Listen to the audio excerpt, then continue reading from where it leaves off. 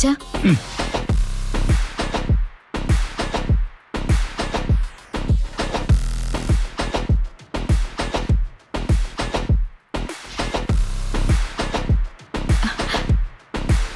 അച്ഛാ ദേ സിത്താര മാഡം.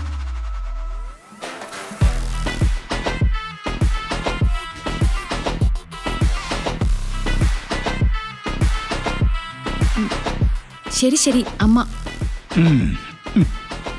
വാ.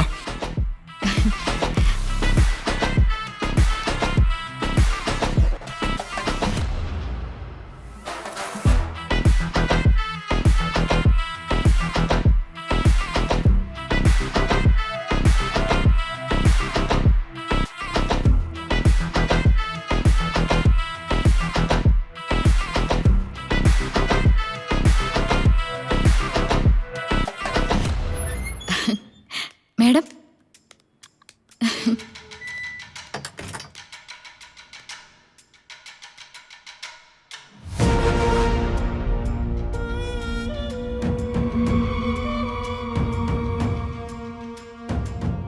സിതാര ശ്രീനിവാസിനെ തോൽപ്പിക്കാനായിട്ട് ഇറങ്ങിയിരിക്കുമായിരിക്കും അല്ലേ മിസ്റ്റർ ശ്രീനിവാസ്? എന്നെയും എന്റെ മകളെയും ഇല്ലാതാക്കുമെന്ന് പറയുന്ന ഒരുത്തിയെ ഒളിഞ്ഞിരുന്ന് നിരീക്ഷിക്കാനല്ല, നേരിട്ട് എതിർക്കാൻ തന്നെയാ തീരുമാനം. ഇത്രയും കാലം ജയിലിൽ കിടന്ന ഒരാൾക്ക് സിതാര ശ്രീനിവാസിനെ കുറിച്ച് കേൾക്കുന്നതൊക്കെ വെറും കെട്ടുകഥകൾ മാത്രമായിരിക്കും. പക്ഷെ യാഥാർത്ഥ്യം അറിയുന്നവര് ബിസിനസ് ലോകത്തുണ്ട്. ഇറങ്ങിത്തിരിക്കുന്നതിന് മുമ്പ് അവരോടൊക്കെ ഒന്ന് ചോദിക്കായിരുന്നു.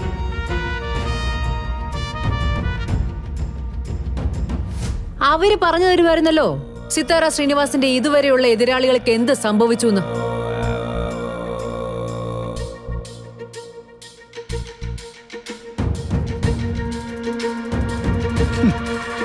കഥകളിലെ വീരനായികമാരെ എനിക്കിഷ്ടമാണ്.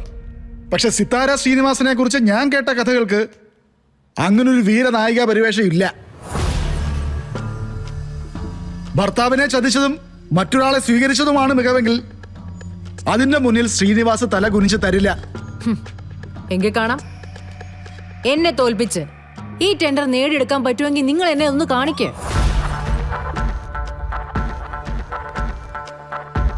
ടെൻഡർ ഹാളിൽ എത്തുമ്പോ നിങ്ങൾക്കത് കൃത്യമായി ബോധ്യപ്പെടും സിതാര ശ്രീനിവാസിന്റെ പവർ എന്താന്ന്.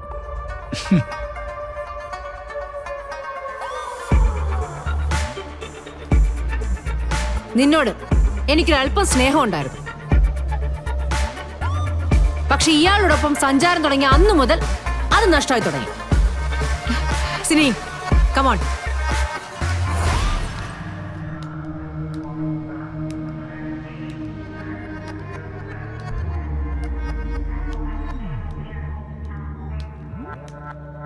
അച്ഛാ അമ്മയോട് മത്സരിക്കാൻ വേണ്ടിയാണോ നമ്മൾ ഇങ്ങോട്ട് വന്നത്? അമ്മയെ തോൽപ്പിക്കാനാണോ അച്ഛന്റെ ഉദ്ദേശം? നിന്റെ അമ്മ പറഞ്ഞത് കേട്ടില്ലേ? Business is business. വേറൊന്നും അതിനകത്ത് കൂട്ടിക്കുഴയ്ക്കണ്ട. കൊള്ളുവാ.